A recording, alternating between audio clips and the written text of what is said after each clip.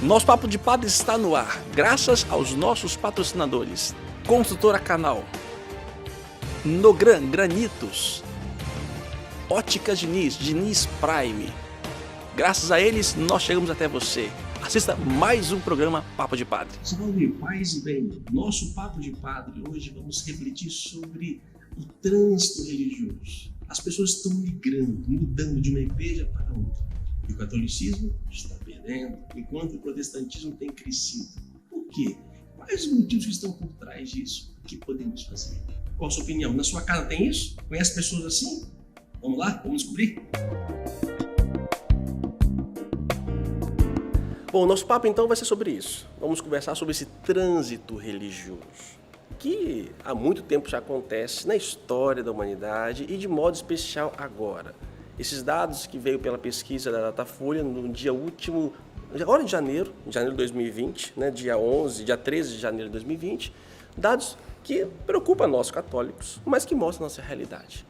E para conversar um pouco sobre isso, nós chamamos aqui o professor doutor Edebrande Cavalieri, doutor em Ciências da Religião pela Universidade Metodista de São Paulo e hoje professor titular aposentado da Universidade Federal do Espírito Santo. Bem-vindo ao nosso Papo de Padre. É um papo importante para nós enquanto igreja, acho que é importante a gente olhar para dentro. Nunca, talvez como na nossa história de Brasil, de cristianismo, estamos tão vulneráveis, não sei se essa é a expressão, né? O que está acontecendo? Padre Anderson, para quem não sabe, foi meu aluno, entendeu? Então, fico assim muito honrado e com muita alegria estar aqui com você nesse programa. Em segundo lugar, essa questão é uma questão realmente complexa, mas ao mesmo tempo a gente precisa ter tranquilidade para olhar o fenômeno religioso. Eu costumo sempre dizer o seguinte: o fenômeno religioso é um fenômeno dinâmico, é histórico. Ele pode ser olhado de várias formas. Ele pode ser olhado pelos olhos da fé, e aí os líderes religiosos fazem isso com muita capacidade, muita maestria. Mas também pode ser olhado pelos olhos da ciência. E o que a gente tenta fazer é olhar com os olhos da ciência de maneira mais isenta possível. E também pode ser olhado pelos olhos ideológicos, e aí você olha de acordo com os interesses, normalmente políticos. Nós estamos falando de uma pesquisa pela Datafolha que disse que, em termos, segundo os dados, atualmente a população católica no Brasil cerca de 50%, não é isso? Exato. 50%. Isso agora em 2020. Sim. Sendo que em 1970, 50 anos atrás, sim, a população católica se dizia 91,8% da população. 40% da população em 50 anos diz que não é mais católica. De 1970 nós temos ali o protestantismo, que era de 5,2% e que hoje, 50 anos depois, está nos dados de 31%. Esses dados ao olhar da fé, da ciência e de ideologia. Como um cientista, como o senhor olha isto? Eu olho preocupado na medida que eu sou católico e cristão. Mas, por outro lado, a gente deve observar o seguinte: isso é um fenômeno histórico. A partir da década de 90 que houve um crescimento ainda maior. Como a gente diz que a religião é um fenômeno histórico, dinâmico, e nós estamos falando de transição religiosa, existe uma tradição para as igrejas evangélicas, neopentecostais principalmente, mas há uma outra transição religiosa que os dados apontam. E é isso que muitas vezes a gente deixa de lado. É uma transição para uma sociedade também sem religião. Então, os números já apontam 10% da população brasileira que se diz não religiosa ou ateia. Tem países que já chega a 40%, por exemplo, no Uruguai. Então, esses dados são dados assim, bem objetivos, bem claros. Foi a partir da década de 90 que a coisa aumentou e, na verdade, a queda está quase a 1% ao ano. Isso já se projeta para 2022, tá? A taxa de católicos abaixo de 50%. O mesmo tem ocorrido em alguns países da América Latina, tá? É um fenômeno mundial também, então não é um motivo para se desesperar. Mas eu chamo a atenção o seguinte, eu acho que as lideranças religiosas, né, padres, pastores, etc., devem pensar muito bem sobre essa transição, o que significa para a vivência religiosa, etc. Há uma diferença no Brasil, não sei se você consegue analisar a América Latina de um modo geral, não seria o contrário, em vez de crescer, diminuir o catolicismo para poder o sem religião, por que essa migração para o pentecostalismo? Porque, ou seja, é como se eles continuassem acreditando, eles não perdem a fé, só que muda o modo de acreditar. Quando o sem religião, ele simplesmente muda e não pode até acreditar, ele não vira ateu, mas ele não tem vínculo. Já o pentecostal, pelo contrário, ele cria um vínculo ainda maior. Há uma coisa diferente no Brasil em relação a isso?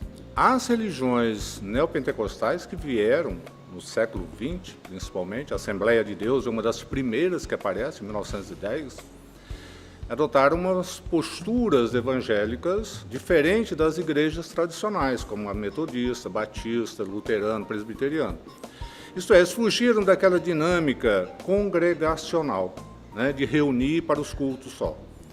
E aí foi um movimento que foi para as ruas. Então, o neopentecostalismo é um fenômeno que se expande pela rua. E aí você vai olhar no seu bairro, e principalmente nas periferias das grandes cidades, tá? A igreja evangélica pentecostal, aí vamos pegar, por exemplo, a igreja Assembleia de Deus, ela vai fincar uma igrejinha em cada esquina de rua. Tá? Então, as igrejas vão estar pertinho, né, do povo mais sofrido, do povo mais pobre, né, com a presença de um pastor.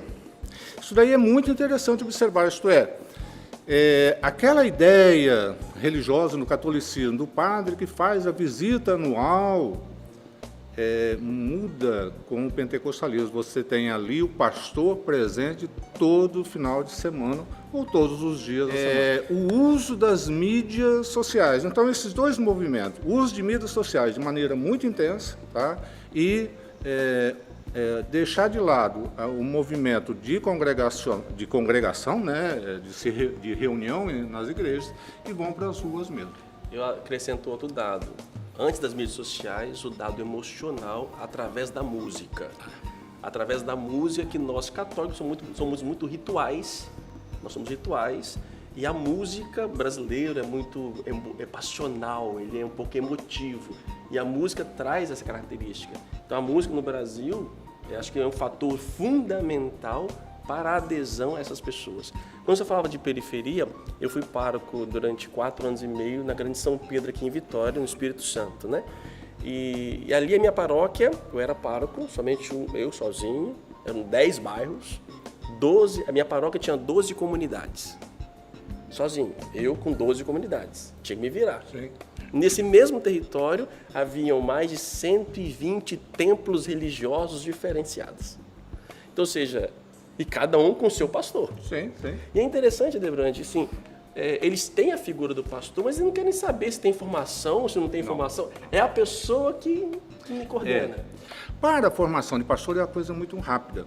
E na medida em que você tem a formação de pastores muito rápida, a igreja tem à sua disposição pastores para estarem perto do povo. Independente da formação, se é uma formação, né, profunda, não. Eles têm o pastor. E as pessoas mais simples, mais pobres, as pessoas em geral, elas têm assim, uma relação muito forte com a figura do líder religioso, né? A figura do pastor, a figura do padre são presenças extremamente importantes. E hoje se discute muito isso dentro da Igreja Católica também, né? Como atender a essas comunidades com uma presença mais efetiva. Longe, acho que nós não devemos fazer um juízo de valor sobre, né, pastor, etc. Tá? Eu digo para você de um dado muito interessante. A transição religiosa maior está sendo feita no campo dos indígenas, para você ter uma ideia. Nas populações indígenas, o crescimento dos evangélicos e a perda de católicos é muito maior do que na sociedade em geral. Mas você vai lá, você identifica imediatamente um pastor que é indígena.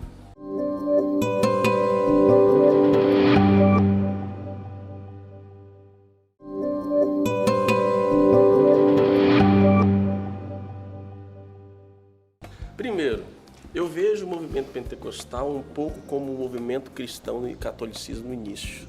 Quando a igreja virou-se junto com o Estado, quando tem as regalias, como é o problema hoje da política junto com o movimento pentecostal, protestante no Brasil.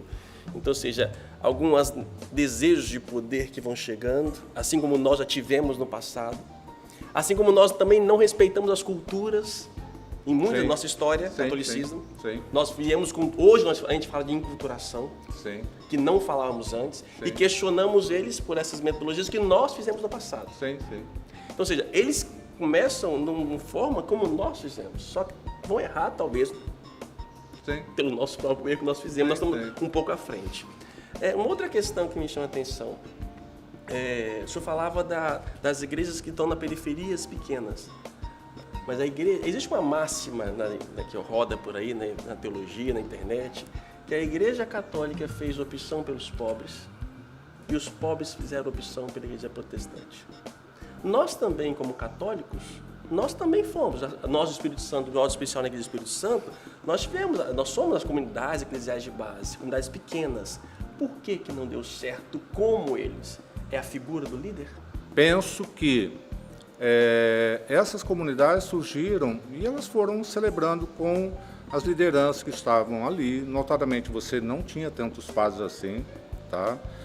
Então, a ausência de padres é um fator, no meu entendimento, fundamental. A ausência de uma liderança religiosa. Que você tem um leigo que lidera a comunidade, ok, isso daí todas as comunidades têm. Mas a liderança está institucional, né? A liderança ordenada, tá? Essas comunidades deixaram de ter, não tinham, porque não tinham padres à disposição. Então, eu vejo que esse é um fator. Por outro lado, eu vejo que faz parte da própria dinâmica da sociedade, isto é, nós passamos de uma sociedade muito mais controlada, muito mais sob limites, para uma sociedade mais liberal. Então, era comum no passado você ter assim, o pai católico, a mãe vai ser católica, os filhos obrigatoriamente serão católicos. Hoje, dentro de uma família, você pode ter diversas igrejas ali, você pode ter filho ateu, entendeu? Você tem uma liberdade maior. Então, a liberdade de escolher é um grande fator que levou a essa mudança da posição religiosa das pessoas. Tá? Então, o que o neopentecostalismo ele traz assim de novidade? São dois elementos, Padre Anderson. A promessa da cura, tá? Olha, você está doente, você vem que você vai ser curado. E a prosperidade, através da teologia da prosperidade, isto é, os seus problemas econômicos serão resolvidos. Isto é, a teologia pentecostal, ela traz uma proposta para a realidade mais dura, mais concreta, mais das pessoas. Se fizéssemos isso, teríamos evitado? Não sei. E hoje tem uma outra variável, Padre Anderson, que a gente precisa considerar muito, que é a variável política. Isto é, na medida em que, você já citou isso daí, na medida que você tem essa relação da religião com a política, tá? Isso nos Estados Unidos já fazem isso desde 1935, com a direita cristã, você vai ter um fortalecimento maior do mundo vinculado, do mundo religioso que esteja vinculado ao poder político. Então você veja, né, como que cresce a nossa bancada evangélica. O catolicismo, ele é de esquerda na sua raiz, o pentecostal, ele é de direita na sua raiz, existe esse pensamento? Eu tenho muito medo desses chavões, né, de jogar as pessoas tudo no mesmo saco. É a mesma coisa dizer que os evangélicos é um bloco só. Não é um bloco só, é um bloco tremendamente diferenciado. A questão de esquerda e de direita é uma questão de escolha das pessoas, dos grupos, etc. Então, ideologicamente, você pode se identificar de várias formas. Eu costumo sempre dizer o seguinte: nós temos que prezar sempre por um conjunto de pluralidade ideológica. Não pensem vocês que os apóstolos, os 12 apóstolos, pensavam da mesma forma. Eles tinham pensamentos diferentes, né? Então, se você vai no Concílio de Jerusalém, você já tinha essa discussão muito forte. Então, essa questão que aparece nas últimas eleições, para mim, ela tem um dado que é preocupante. Tá? Não é pelo fato de os evangélicos apoiarem ou os católicos não apoiarem. Para mim, o lado mais preocupante, que todas as lideranças religiosas precisariam tomar cuidado, é o uso político da religião. É a instrumentalização da religião em benefício dos interesses particulares. Lembrando, a gente tem um outro dado que chama atenção na pesquisa. E eu gostaria de ilustrar este dado. Queria convidar aqui, por favor, nossa querida Lúcia. Nossa querida Lúcia trabalha aqui na Escola de Formação para os Sacerdotes, né? Quantos anos, Lúcia? 26. Secretária, todo mundo aqui já passou pela Lúcia, né? E a Lúcia aqui hoje é uma figura que trouxe aqui, porque, segundo a pesquisa, 69% entre os evangélicos são pessoas pentecostais, são mulheres negras. Não, basicamente, as mulheres buscam as igrejas, notadamente as pentecostais, então é muito forte ali, em busca de apoio para a educação dos filhos, tá? Em busca de princípios, em busca de orientações. Muitas vezes são mulheres sem marido, ou às vezes mulheres que têm os maridos, né, presos, pagando penas, etc. Não está indo à igreja para ver se tem uma pastora lá. E é interessante, porque o número de pastoras entre os evangélicos também não é grande, não. Mulheres. É muito pequeno. De mulheres, pastoras mulheres, é muito pequeno. Então fica a pergunta. Essa ideia então de ter madre. De ter madre, presidindo a igreja. De ter uma mulher ordenada presbítera. Não vai mudar. Não é. Não é o fato. Não é a hoje, questão não é fundamental. Questão. Não é. Porque se assim fosse, entendeu? Não teríamos esse índice tão elevado de mulheres presentes nas igrejas. E aí ela busca na igreja essas orientações bem concretas para a educação dos filhos, porque ela é a guardiã da família, né? Então a mulher tem esse papel muito forte, entendeu?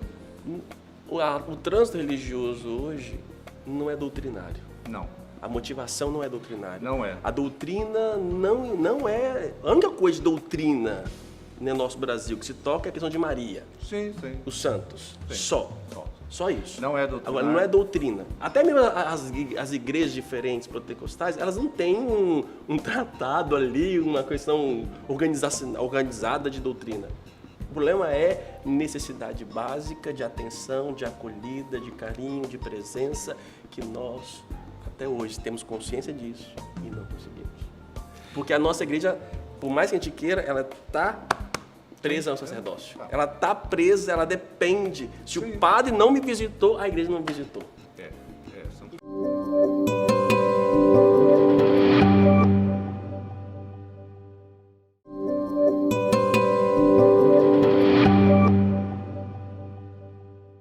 Por isso, na Igreja Católica, a dificuldade de muitos líderes acolher o movimento pentecostal interno, ou seja, frutos disso, né? Vem a renovação carismática católica, vem comunidades de vida. É a dificuldade da igreja tradicional, assim como existe a igreja reformada tradicional com dificuldade de acolher os pentecostais? Eu acho que a questão da acolhida ela é muito forte na igreja católica como um todo. Sabe por quê, Padre Anderson? Independente de ser carismático, ser de um outro grupo, independente de qualquer coisa. Acho que a pequena comunidade, a pequena casa de oração, tá? É onde você é a Lúcia, e aí, tudo bem? Onde você é conhecido e reconhecido. A nossa dificuldade é achar que eu resolvo o problema do acolhimento distribuindo uma folha na porta da igreja. Por isso a CNBB ela fala, né, nas novas diretrizes das comunidades, das pequenas comunidades eclesiais missionárias. Entretanto, a gente volta àquele dado da necessidade de uma figura simbólica de condução. Sim.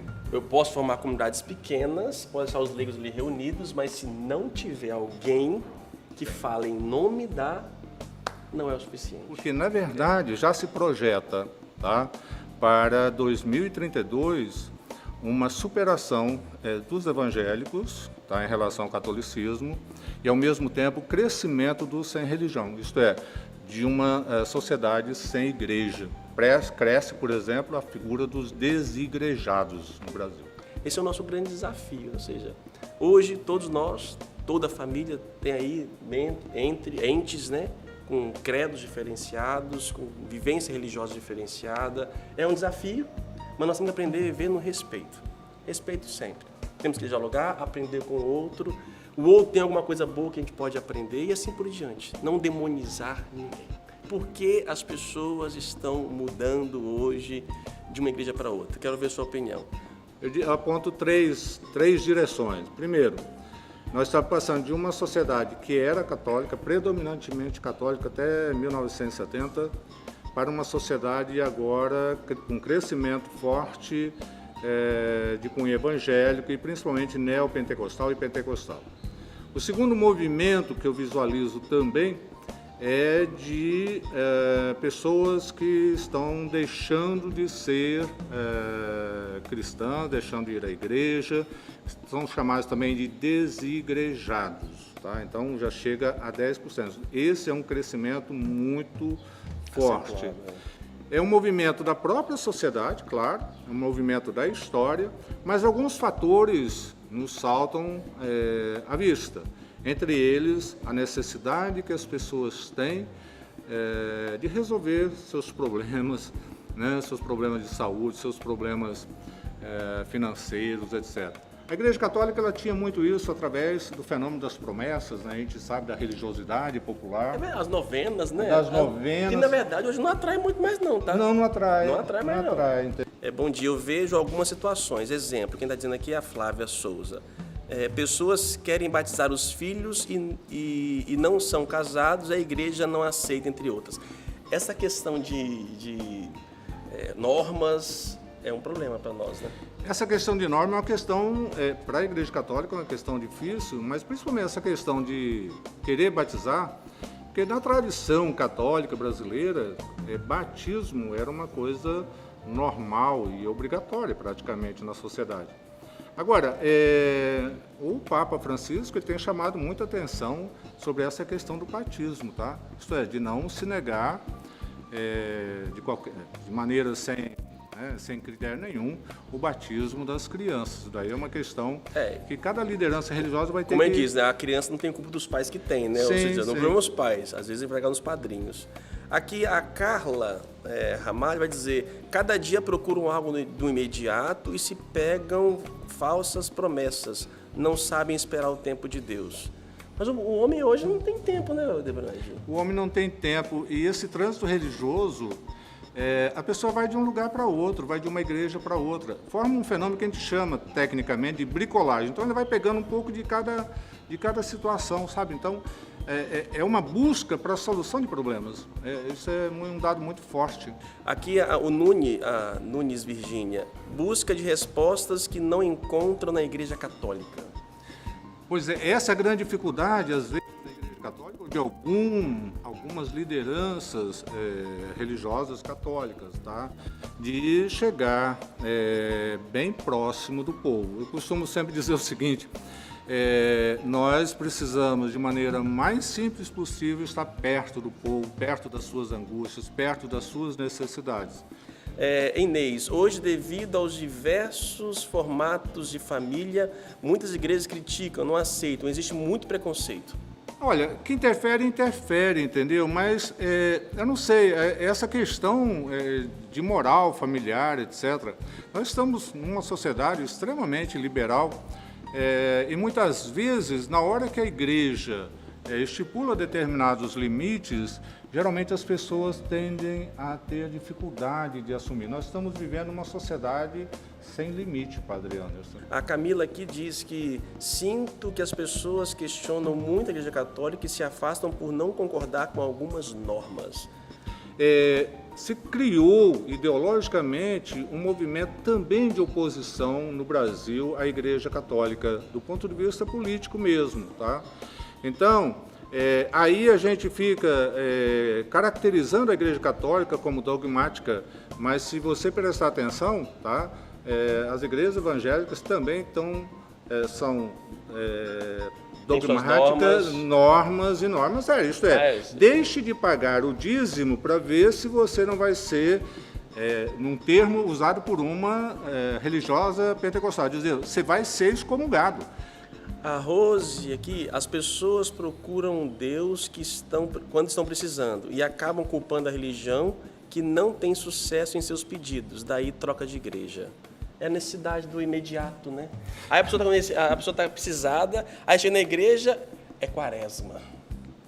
Bom, ela não está nesse ritmo. Ou é o advento, é um tempo litúrgico. Só que a pessoa está na outra vibe, ela está na outra necessidade.